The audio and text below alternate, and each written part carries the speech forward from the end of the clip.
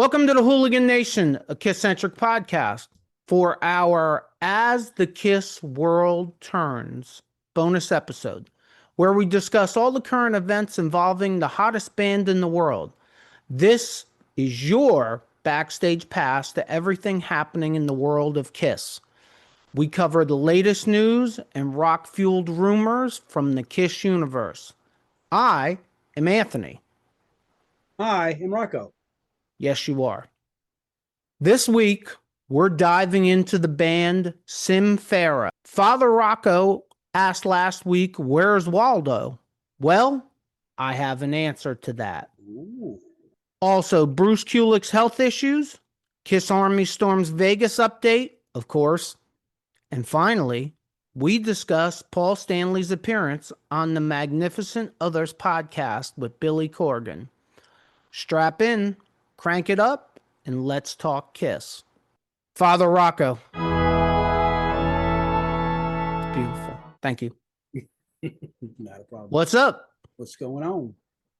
I got lots of things that are going to shock you too also this week because in perfect me fashion, I didn't let you in on any of this. I kept it from you. All right, that's okay. It makes it organic. Ooh, organic. All right, where do you want to start? Yeah, you know what? Let's start at the beginning. Simfera. Father Rocco, did you get a chance to listen to Simfera? Yeah, you know what? I got to say, you've been really knocking it through the park, turning me on some new stuff because it's got this song, No Bodies, that you sent me. It's got a really, really creepy intro build to it. I'm really digging it. It's honestly, if you like the tone of like Wicked Game from Chris Isaac, it really gives you that kind of a feel to it. Yeah, I'm really digging it. It's got a little bit of a flavor of a Pink Floyd too. You definitely, it's one of those things where I listen to this song and I want more. I want to see more of their catalog now. They have more. I did not check Spotify, but it's all over YouTube. There's at least like 5 songs on YouTube. Now, at any point in this little process, did you ever think to yourself, why the hell is this guy sending this to me? Because our bonus episode is only KISS related. I actually am. Yeah, actually, I didn't even put 2 and 2 together. Hit me. What do you got? If you put 2 and 2 together, what would it be? 62. Yeah, that's what I thought. Okay. Saying 4 is just too easy. Sorry. That is Nick Simmons' hideaway band that has been putting music out for the last 5 years. That is Nick Simmons singing. Get the hell out of here. Really? I can't get the hell out of here because I'm the one that records in all these episodes, so I can't get the hell out of here. That's Nick Simmons. I'm sold. That is, wow. That is Nick Simmons. I don't, Hooligan Nation, I say this all the time. I'm terrible at this. I have to get better. I don't have the date, but if you're a real KISS Army lunatic maniac, you can find it on YouTube. Recently, him and his partner in the band, which I believe is the guitar player, but the guitar player, if you saw the video, the guitar player plays keyboards at the same time. Like, these guys they're interesting. It's not going to be an everyday rotation thing, I don't think, but I can see a place where I could put Simfera on, kind of like I do with Pink Floyd. Pink Floyd's not an everyday thing for me. You know, bands like KISS, Guns N' Roses, and so on, I can listen to every day. Rep another music, House of Pain. Yes, I also listen to 90s rap. I can listen to House of Pain every day. I don't do Pink Floyd every day. I got to be in the mood for it, and I kind of think Simfera would be the same thing. But by the way, I have a shirt too, by the way. Oh, that's a very nice shirt. Yeah. And I'm not shilling. I'm not trying to like merchandise you guys. I like the shirt. There's no reason to merchandise them until I get the website up, which I'll say it for another week. Hopefully it'll be up by this weekend. Oh, look at that. Oh, wait. Cheers. Cheers. Yeah, we're a couple of knuckleheads. Enjoy. Yeah. How many times do I have to say, if nothing else, just laugh at us? If you're a member of the KISS Army and the Hooligan Nation, I can't promise you you're going to like Simfera, but it is definitely KISS-Centric. It is Gene Simmons' son. It's interesting to listen to and to watch. Like I said, I don't know if it's on Spotify or not. I didn't check, but it is all over YouTube, live performance videos, and it's interesting. It's okay. It's not great. I don't think it's great, but it's worth a listen. Well, you know that I have a wide, diverse range of music tastes tonight. There's again, if I'm in the mood or whatever, but as I'm gonna use that term again, the Sons of Kiss, being a Kiss fan for my entire life, I'm in. Like I want to hear everything that they put out. Yeah, I may not like some stuff, but I'm in. and Simfera is one of your speeds. Absolutely, because I like the Cure too. You don't like the Cure? I like the Cure. No, no, I don't like the Cure unless I have a cold. Then I'm looking for the Cure. Then you're looking for a cure. Okay, next, where's Waldo, folks? This is the stuff that I do for the Hooligan Nation audience. Well, I've been holding on to it too. I mean, ever since you mentioned that, you got some information. I'm like glued to finding out what's going on. And if you don't know Waldo, he's gonna let you know that. I have located Eric Singer. Nice. We have found Waldo. There was an Eric Singer sighting last night, June 18th, at Vamped in Las Vegas. It is I don't know if I'd call it legendary, but it is a pretty popular rock nightclub concert spot in Las Vegas that unfortunately is closing down the end of this month. It's owned by Danny Coker, for those that know Danny Coker. What the hell? The name of his band is Count 77, for anybody that doesn't know. And I don't know much about Danny Coker, by the way, so I don't think I've ever listened to Count 77, but I do have to do that. And he also did like a car show or something, I guess. I never saw the car show either. It doesn't matter. Night Ranger was playing there last night. And when they played Sister Christian, Eric Singer got up and played the drums for Sister cool. Christian. That's cool. It is on YouTube, by the way, because that's, where I find most things in the world. So you're also letting me think that actually Eric knows where Vegas is too, huh? Here's what I found interesting about it. When he was announced as Eric Singer of KISS. Mm-hmm. And maybe I'm reading too much into this, but that was interesting to me. Either way, Eric looks good. He definitely can play the drums. So I think, and I don't think that we addressed any crazy rumors on here because we tried to stay away from them. But I think that we can address any rumors about something being wrong with Eric Singer. I believe that that's untrue. And he has not retired. And there's nothing wrong with his drum playing or anything else. Now, the fact that he was announced as a member of KISS, he didn't do the announcing. One of the members of Night Ranger did, so that could mean nothing at all, or it could mean everything. I'm going to stick with what I originally said. I'm 99% sure that when November 14th comes around, Eric Singer will be there. For those of you that don't know, Bruce Kulick was posting pictures of himself on social media, and wow. Horrible. It looks like it was really bad. He looks like he's recovering now. He had to have oral surgery. He had a decaying wisdom tooth.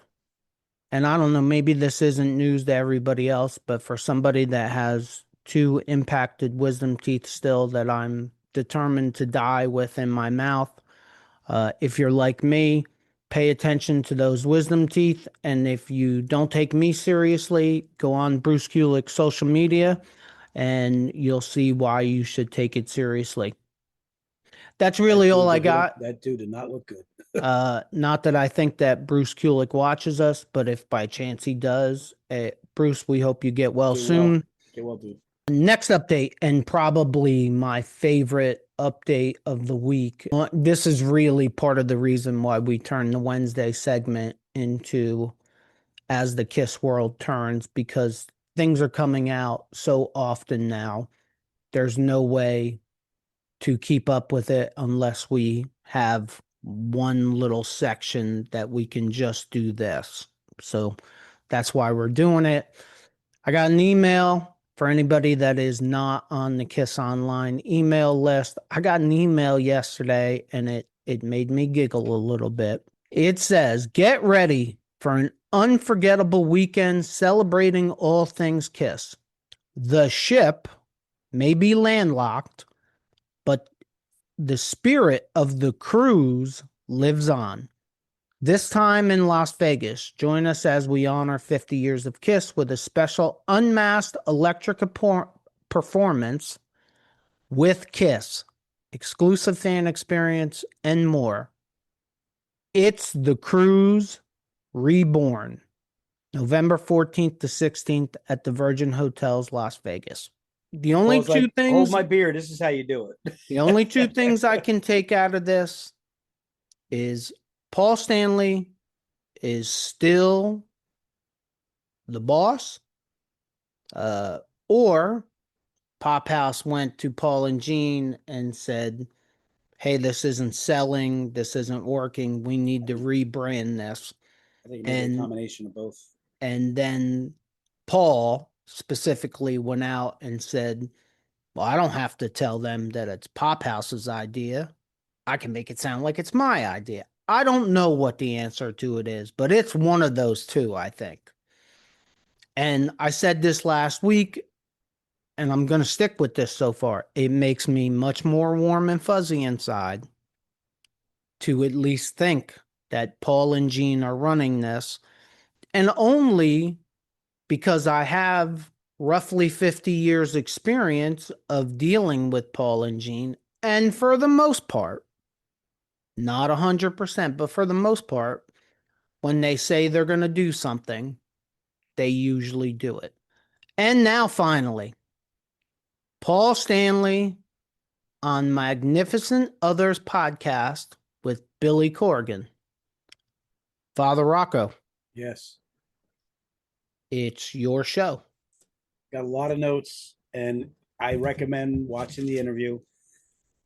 What I like about Billy Corgan more than anything else, especially when he has like a fellow musician, he really tries to not deal with the drama, and he tries to get into what inspired you, who inspired you, why'd you do this, what was your idea about right? Like he gets into the minutia that a lot of times isn't asked by your regular interviewers. So one of the things I'm going to jump around a little bit, but one of the things I found very interesting was, and me and Did you say you're going to jump around? That's what I do. It's kind of funny that I'm wearing my House of Pain shirt. Oh, yeah, that's right. Jump around. I like this. You may go ahead. Okie dokie. All right. So, the one thing that I've always been interested in is what Paul thought about himself as a songwriter. And they talk about it. And I always wondered, because Paul is rapped very tight. And to me, his take on his songwriting was very soft. And I was surprised. He basically said that he borrowed ideas off of other people and made his own versions of them in a lot of ways. And I think that there's a lot of stuff that he wrote that was actually, forever. There's like a lot of good stuff that he wrote. But I didn't, to me, the impression I get is that he didn't really take himself super seriously as a songwriter as far as like substance. That's just what I got from it. And he did mention some people that he really respected as songwriters. So that was one area. Dude, I look, broken record. I have no musical ability. I couldn't write a song if somebody told me I had 30 years, I probably couldn't write a song. You are in a little different place. So to me, how do you go about creating music or writing lyrics for a song and not take from other people? Not I'm not saying to take like the actual words maybe, but how do you not take the influence? It's the same thing. There's only so many chords on a guitar. Like, Yeah, but lyrically, what's your messaging? What are you trying to say? Like, if you wanted to have meaning, you would talk like it. You know that I have dabbled in songwriting. It's something I work on. And honestly, my messaging would be what's going on in the world today.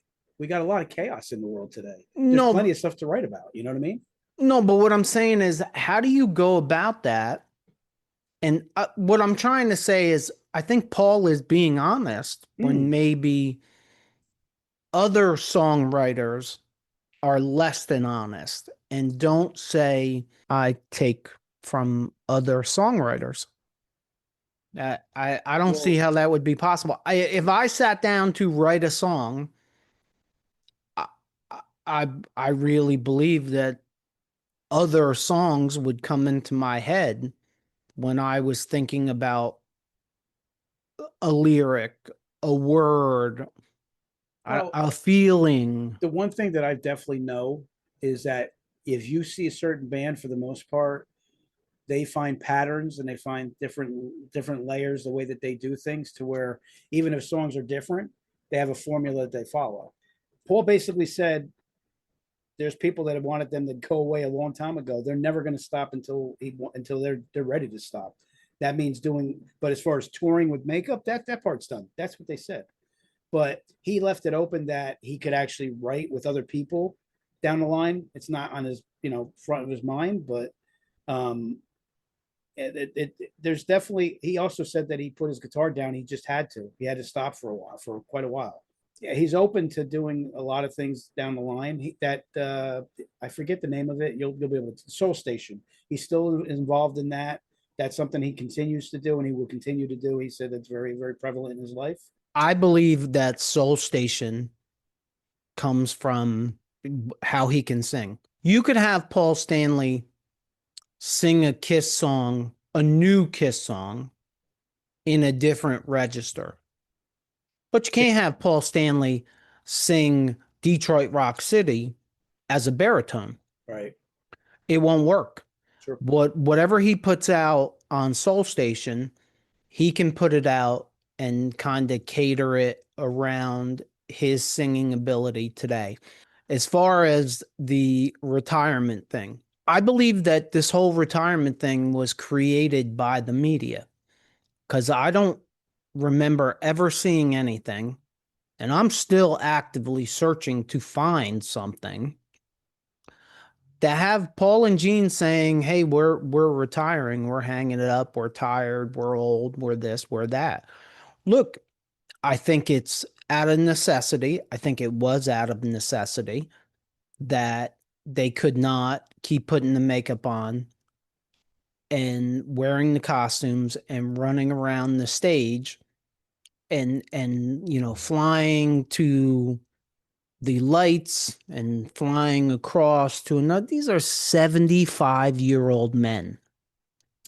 What 75-year-old in his right mind wants to spit uh, fuel out of his mouth and create fire?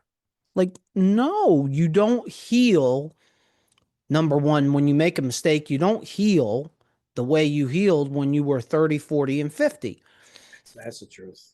So I think it was a necessity. And the other thing is, Paul cannot continue to sing 75, 80% of the songs that they sing live he can't continue to sing it. And it's not his fault. And it's not something It's that he life. should be beat up for. It is something that he should be appreciated for bowing out. He Mhm. probably bowed out too late, but that was his choice and he earned the right.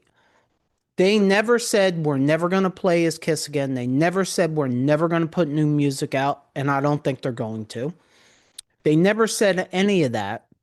And anybody in their right mind that ever thought that Gene Simmons is never going to retire unless someone pays Gene Simmons a large sum of money to go away. That is the only way you're going to get Gene Simmons to retire because he needs the adulation and he needs the money. I don't know why he needs the money, but he needs that. So he's definitely not going away. And I don't really, well, obviously, Paul Stanley isn't going away either. He's just doing the tour of podcasts. And when there's nothing left there, he's going to move on to something else because he's got a lot to say. And sometimes it annoys me, but sometimes, like this one with Billy Corgan, I thought it was a an incredible, fantastic interview. And Well, I you thought said the Paul was perfect word great. for it. You said the perfect word for it. It's an I did. honest interview. It is. I actually believe 100% it's an honest interview. The other thing, and also this is another aspect of the honesty part. Like, and this is something I 100% believe. Like, we're always about Kiss and money, and it's all about the money. And they, they're you can't fault the band for trying to go for theirs. But do I think that Paul did this in the beginning for money to become a millionaire? He covers that. Paul wanted to be on stage. He wanted to be doing that. He saw mentors like Robert Plant and I forget the guy's name, but from the Humble Pie. Like he had people that inspired him to want to be that guy on stage. That was his motivation, and I think that was the lead motivation for him the entire time, being on stage and performing. Billy Corgan makes mention, and I actually disagree because I think I've heard Paul say this before.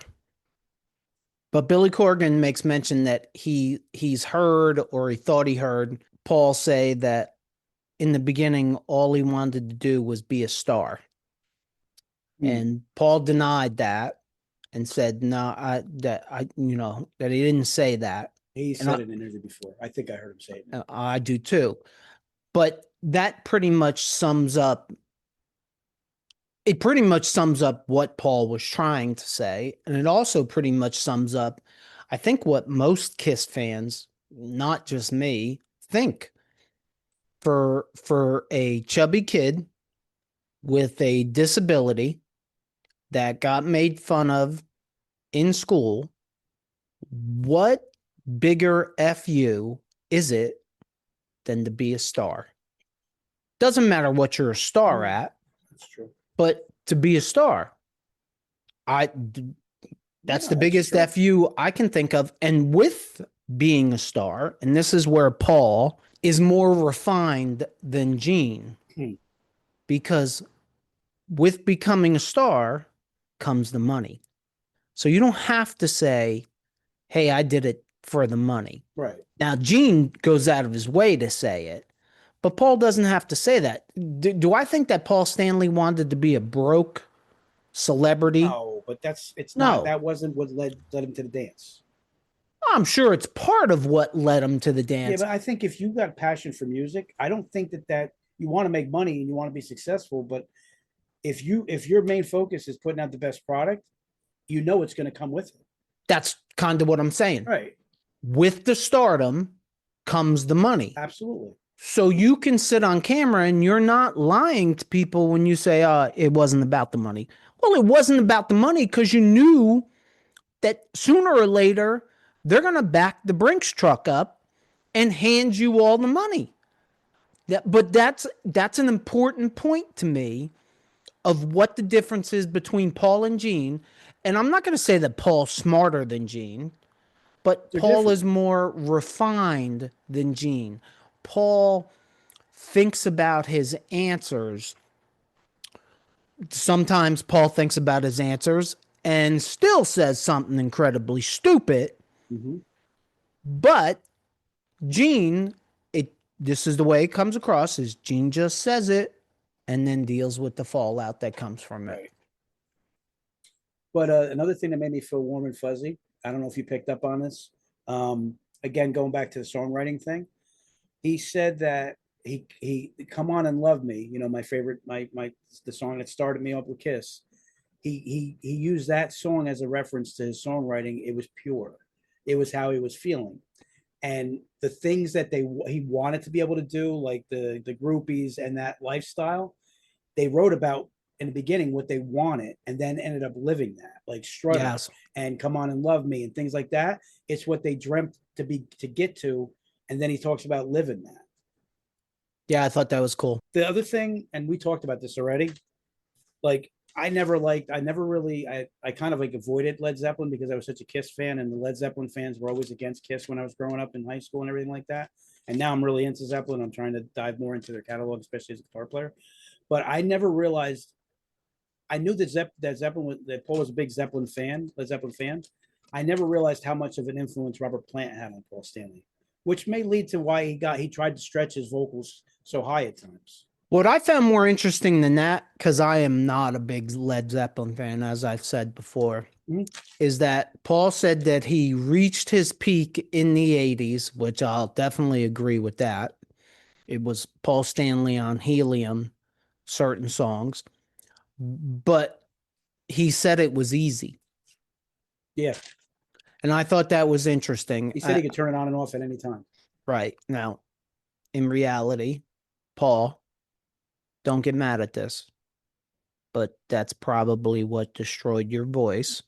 One statement he was adamant about: nobody's going to tell him when this band is done, but nobody's going to tell him when that band's done. When the band's done, um, And nobody and should. and nobody should, absolutely. It's their decision. They earn the right. I don't care if they put out 3 more records and they're terrible. Look, I'll have something to say, but I don't have the right to really say anything.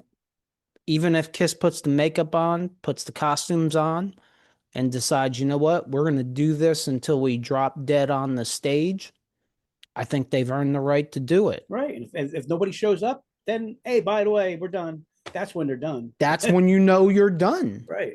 Yeah. How many professional athletes retire at the top? Very few. They go into, yeah. They retire when they can't catch up to the fastball. They retire when they wake up on Monday morning after the football game and they can't get out of bed. They don't retire at the top of their game. Yeah, there's, of course, there's exception to the rule. Same thing can be said with musicians. If you're 75 years old and you can go out there and somebody's going to give you a 6-digit paycheck to get on stage for 90 minutes, why would you go away? Well, and I said this to you before. Like, one of the statements, actually, the number one statement that Gene's made the entire time I've been paying attention to my entire life, that I love more than anything he's ever said. When you're in a race, if life is a race, and when you're in a race, when you get close to the end, do you slow down or do you go faster to get to the finish line? Yeah, but most people slow down. Right. But I like his philosophy because he's like, I've been doing this. If you love being on stage and you love performing and you get paid to do it, and you can still do it enough to where people are going to pay attention, why stop? It's what you love doing. They were never scared of working hard. Or like, I mean, I'll compare it to Jeter. You weren't never afraid to fail. Correct. But they were willing, but they were willing to put the time in, to put the hours in and put the work in. And I mean, you all you have to do is look at their albums and go, oh my God, they put 3 albums out in one year. I would love to ask all 4 of the original members, hey, if you guys followed a schedule, like, let's take 6 months and make a record, and then let's tour that record for 12 months, and then let's take a year off. Like, How much longer could you guys have been together? Like if they could have done that. Mm. Because now the other thing The is, music business would never allow that to happen. the other thing is, and Ace is on record of saying this, free time, Ace and Peter both they would have probably been dead. The last one is a word that's been covered many times and talked about, that he was pretty honest about. He didn't do it really in a way of throwing stones like he does with Ace and Peter, but he was just very real about it. And to me, and it regarding of Gene, the betrayal with Gene, talking about that Oh, era where Gene went off on his own. Paul felt betrayed. He felt hurt. He was angry. He continued trying to fight to keep it going. He basically said that the music was a shell of what he was supposed to be bringing to the table, that Gene was bringing. Basically saying that Gene was half-assing it, but it also shows the brotherhood that they were able to overcome that. But he definitely felt betrayed. It's not something that's new. It's stuff we covered before. It's what people know about. But to me, honestly, it was a pretty good way of, Paul was about as real as he can be without kind of like throwing stones. Like if he was doing that same kind of conversation about Ace and Peter, it would have been harsher. Unfortunately, it would have been harsher. I found it funny that he brought up the money part of it. Yeah, like Gene shouldn't have got paid the way he got paid.